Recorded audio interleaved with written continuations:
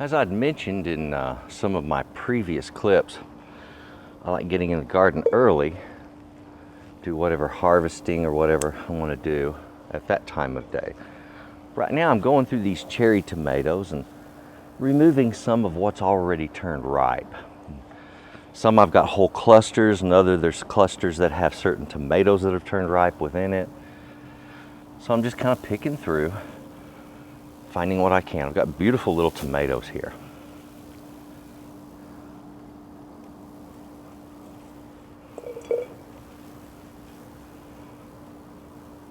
You know, as I've mentioned, I've gotten some great tomatoes off of my vines this year. I've got two different kinds of Roma tomatoes growing. I've got one that's a little taller, and then I've got some lower vines that are the San Marzano. And they're a little bit shorter. They produce more of a plum-shaped tomato, where these are producing more of these produce more of the plum-shaped right here. And those produce more of a pear-shaped tomato. And so it's a little different in the way it looks. But it all works, you know, it's not a big deal. I just wanted to show you what the two different ones look like side by side. We'll look at that in a minute. Right now I'm just kind of going through, making sure everything survived the storm. We had a really nasty one last night, and I can see the water over here finally went down, but this was under about 6, maybe 8 inches of water at the highest point, and then it went down, and then it set at about 4 inches for many hours. I went to bed and it was still water pooled out here. So far for the first year, this tree, it's done very well. So I'm looking forward to the peaches I want to get off of it, but I'm going to do a hard prune on this. All of this upper part right here comes off just right about here. So all I'll have are just these lower limbs coming out sideways. And I'll be cutting it and shaping it, not for an ornamental, but to actually be production tree. We're going to be growing fruit on this intentionally, and I want it shaped for production. And so that's the way they shape trees in the orchard for production, is they top that main leader, and they go with these side branches and turn those into large limbs that then produce really, really good peaches. Okay, hey, let's go out front. Let's take a look at the okra. I've been pulling a lot of okra off, some really good, sweet, delicious okra, but now it's gotten big and it's producing okra so fast, I'm having to just give it away as fast as I can. Some of it I'm gonna freeze, par fry and freeze, but there's only so much room in the freezer.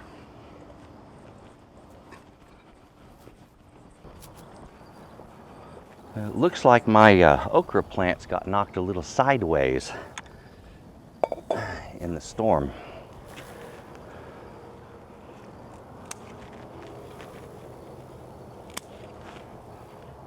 But I'm getting lots of good okra.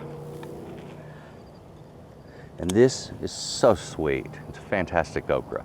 I've also got two different kinds of okra plants going on here. One that is a hybrid that grows very tall and produces very long and very sweet okra. And the shorter ones, which are a heritage, that produce good okra, but they will turn woody very fast. So they have to be harvested frequently. Now I see plenty of ants going up and down the stalk. That's not a bad thing, okay? Some people are worried about ants on their plants, and they shouldn't be. I've got ants on these stalks, but I don't have other bugs. Ants are taking care of that issue. As you can see, some of my okra has gotten sizable. Now the plants are very woody, so if you get yours blown over, just do what I'm doing. Straighten them up and press down on the soil behind them. And they should do all right.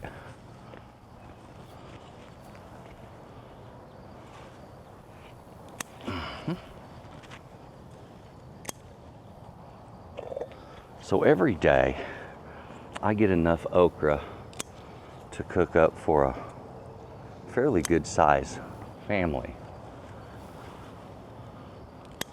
And actually, it's not every day, it's every other day. But I get harvest the same way. But I'm going to end up with plenty of okra, some really good okra. Here, let me get up and show you one of these. Look at that thing. Big, beautiful, gorgeous okra. Like I say, they're sweet and they're delicious. Enjoy those okra. Well, I'll tell you, the garden behind me, which is still just a bit wet, is doing really well.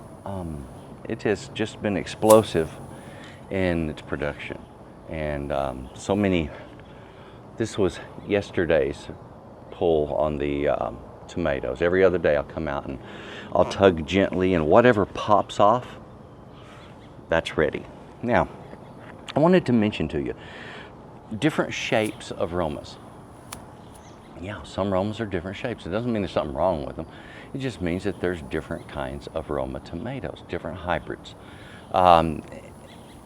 This is the guy that you normally see in grocery stores, all right? Very common, about average, about the size and shape of a plum. And that's the reason they call it a plum tomato sometimes. That type of Roma is about as common as it gets in the United States. However, these little guys, see the difference in the shape there? One is shaped like a little pear, kind of, and here's another one that's just sort of even more accentuated that way. Very cool. But that's the San Marzano, okay? And that's about as big as they get right there. That's a big one. And so these are very tiny. They make superb sauces. They really do. If I'm going to make, let's say if I'm going to make a spaghetti sauce, I would reach for these before these. If I'm going to make, let's say, pico de gallo, I would reach for these before reaching for these. It's just a thing. These make great sauce. They really do. You should try them. There are some companies that can the San Marzano tomato specifically, and so you can go ahead and get that flavor canned. And remember what I mentioned earlier in one of the previous videos about tomatoes when it comes to green tomatoes and ripe tomatoes. When it comes to what goes to the supermarket, that is about as ripe as they're going to send to a grocery store.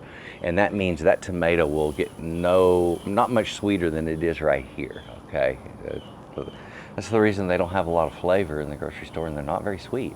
But then you open a can of tomatoes and it tastes like they put sugar in it.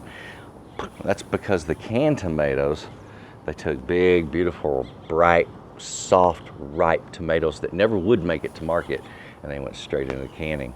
Makes for good stuff. So go ahead and get you some of those.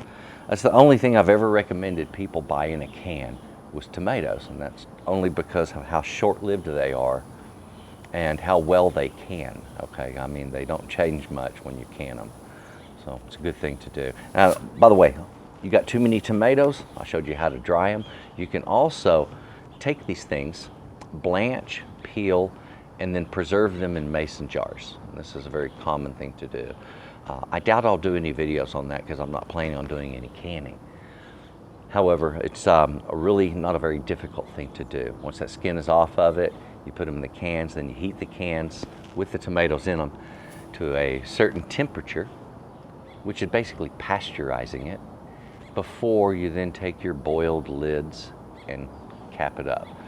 And if you do a good job and you're wearing gloves and you're being sanitary, and if you're smart, you wear a mask. That's right, it's part of being sanitary in the kitchen because it keeps that aerosol, our aerosol breath out of the food. Okay, and if you're wondering how that works, it's really simple. Breathe on a mirror, and you'll see it fog up. Okay, that fog on the mirror, those are the moisture droplets coming out of your body, and they are filled with bacteria and viruses and all kinds of good stuff. It's not a bad thing. It's just part of the way life is. So that was the haul on this. And underneath there, I got some cute little tomatoes down in there. I've got those cherry tomatoes going on. They're really neat. Great in salads and other stuff. I'm going to set this down. Let's take a look in the garden over here. In fact, I'm just going to, real quickly, I'm going to snip one of my peppers and we're going to take a look at it. One of these I snipped. The other one, it just popped right off up here. And when you lift them and they just come off like that, hey, your jalapeno's ready. All right, and sometimes also, and this one shows it, you'll get, let me polish this up a little. You'll get these little cracks on the outside of the fruit. All right, and that's not too unusual, but it's also a good sign that, hey, that guy can go ahead and harvest him, take him in and make you some salsa. So it looks like I've got tomatoes, I've got some peppers. If I get some onions out of my garden, I'm going to be making some pico de gallo today to go with whatever I'm cooking for lunch. So, great looking peppers. I've got bell pepper back here that's turning orange, and I've got some pimentos that are starting to change. Let's take a look at those.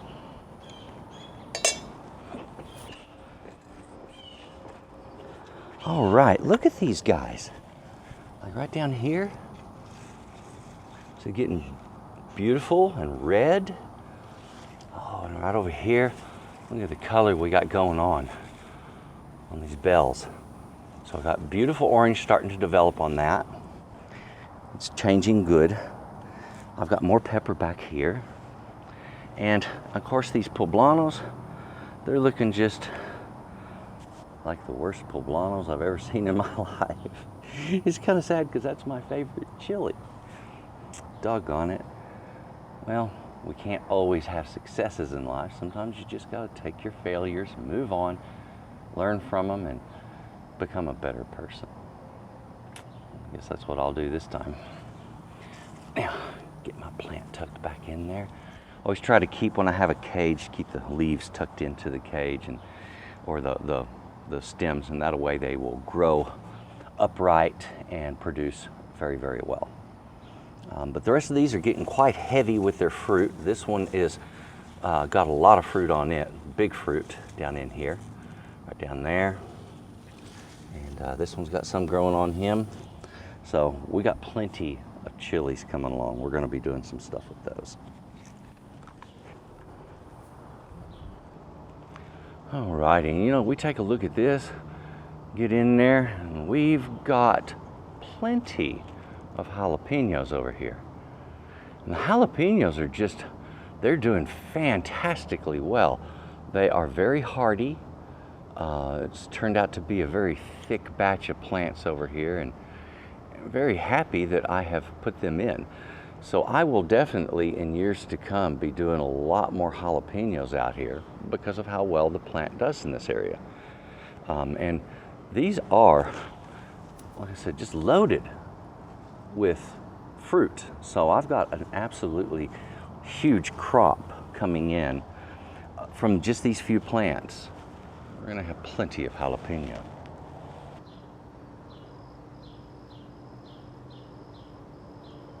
Got a little weeding to do over here. The little shorter tomatoes right here, these are the San Marzanos. Boy, they do produce very well. And then of course I have the larger aromas behind that, and they've been doing quite well. You know, one of my favorite times of year in the garden is when you can see the red fruit everywhere and things are starting to mature and they're looking beautiful. Absolutely love it, having a garden to get out into and enjoy in this way. Now, there's a part of the garden you guys just don't get to see very often. So I'm going to try to get down here and see if there's something that we can see here. Oh boy, I can sure smell them. Man. Well, they're little.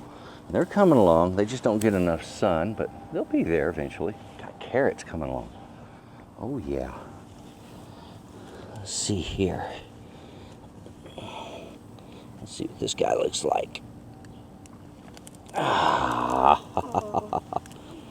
Yeah.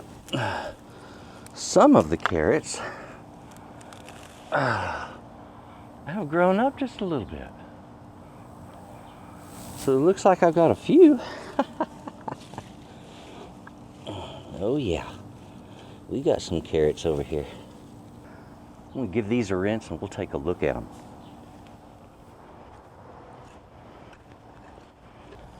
Some other things I wanted to show you over here. This is my chive bed. It's not grass. Those are chives right there.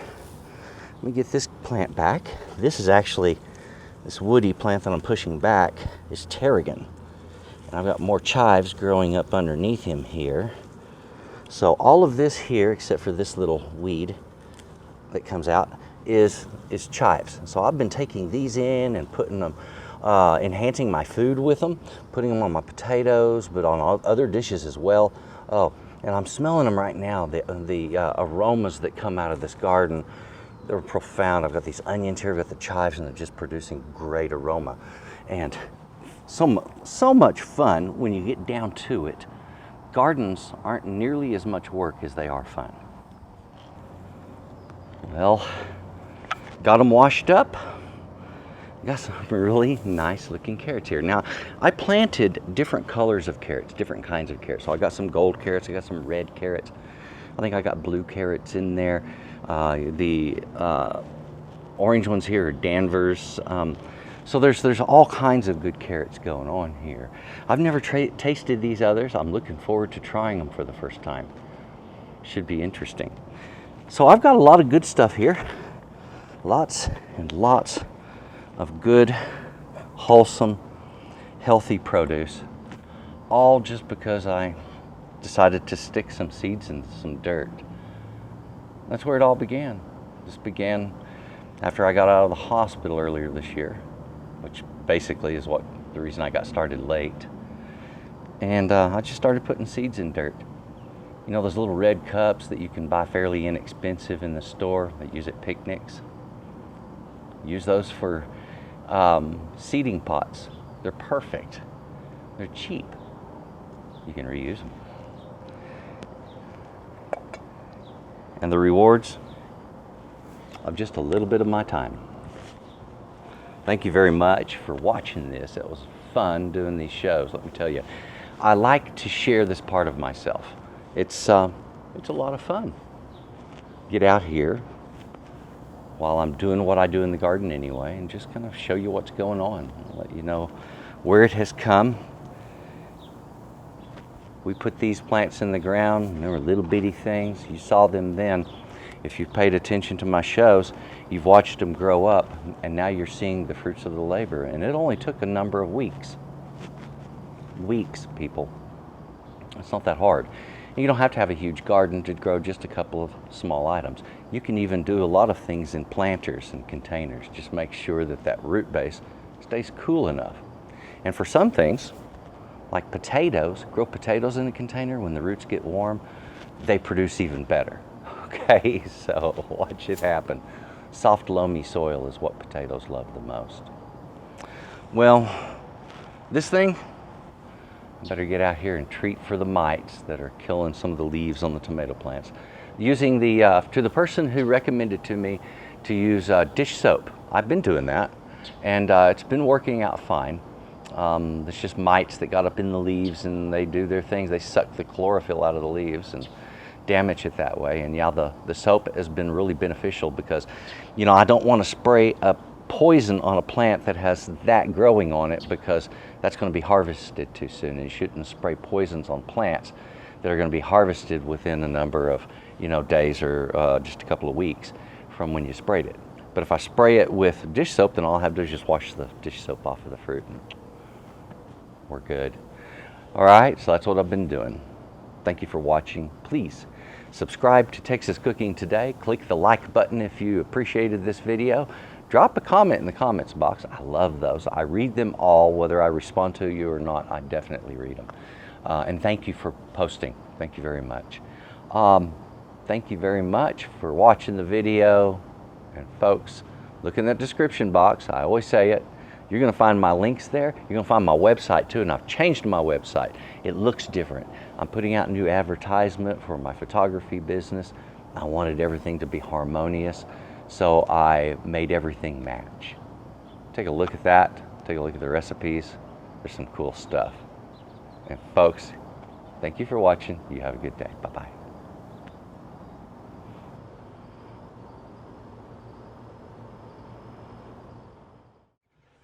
We're out in my garden today, and I wanted to show you what one of my recipes looks like. These are available on my website. They're available as a PDF that you download. This is the cinnamon rolls recipe. This has a nice picture of what you're going to make. Description tells you what you're making and gives you a good ingredients list that's easy to follow. It's bullet pointed. On the ingredients, on the instructions, they're all numbered. You get some pictures sometimes that'll show you what you need to do. Now on this one, you get a lot of pictures because there's a lot going on in this recipe. Okay, there we go. All of these are designed to be printed this way back to back, so you can put them in a book if you want and make your own book. All right, and this way you get a book that's filled with the recipes you're interested in rather than a book that has 3 or 4 recipes you're interested in and a whole bunch you've never seen before. Folks, that's the way it works. On the back, always give lines for notes. There's your free recipe. Go and get that on my website. We're worth their time.